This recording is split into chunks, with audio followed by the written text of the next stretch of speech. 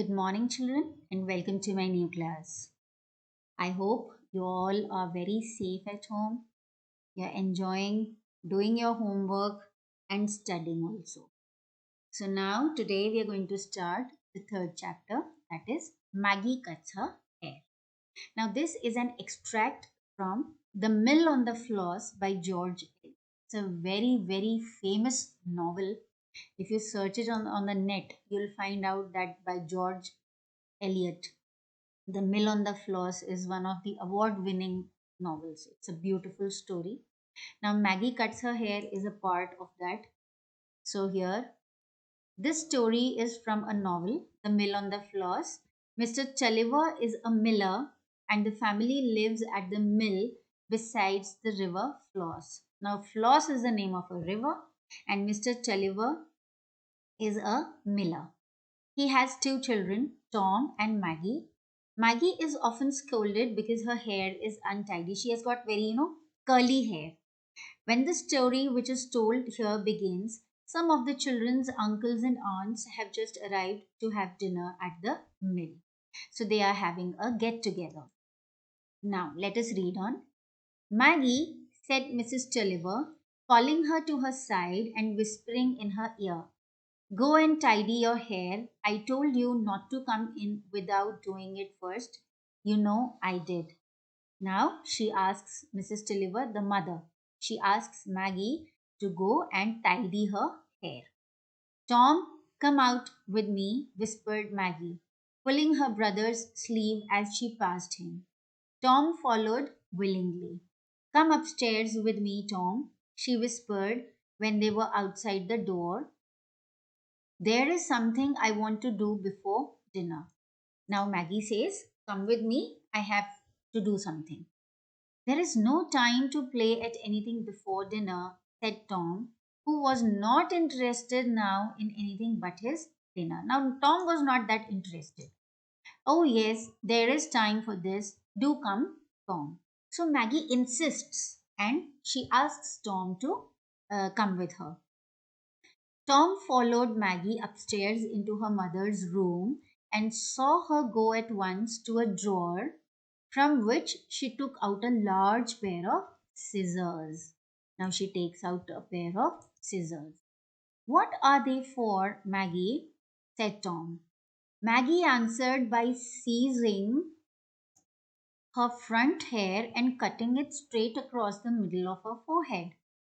Now, what did Maggie do?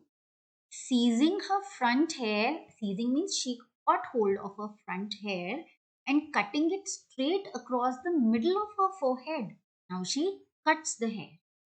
Oh my buttons. Now what is oh my buttons? What do you mean by this phrase? Oh my buttons. Actually, when in normal English also sometimes we say no, oh my god.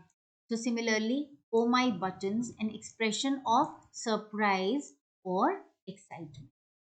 So she says, he says, oh my buttons. Maggie, you'll catch it, said Tom. You had better not cut any more of it. You will catch it. What does it mean? You will catch it means you will get scolded or punished for doing so. Snip went the great scissors again while Tom was speaking. Now Tom was just telling her that don't do it. And again, Maggie did the same thing. He couldn't help feeling it was rather good fun. And now suddenly he also started enjoying it. See, look here at the picture. Here, Tom, you might cut it behind for me, said Maggie, anxious to finish the deed. So she says, okay, behind my head, you can do this. So see how Tom is enjoying it, right? You will catch it, said Tom again. You will catch it means you'll get scolded for this. And hesitating a little, he took the scissors. But he also took the scissors because he also wanted to cut her hair. Never mind, hurry up, said Maggie, giving a little stamp with her foot. Her cheeks were quite red. It means that they were quite excited. The black hair was so thick, nothing could be more pleasing to a lad. Lad means a young boy. who had already enjoyed the forbidden pleasure of cutting the horse's mane.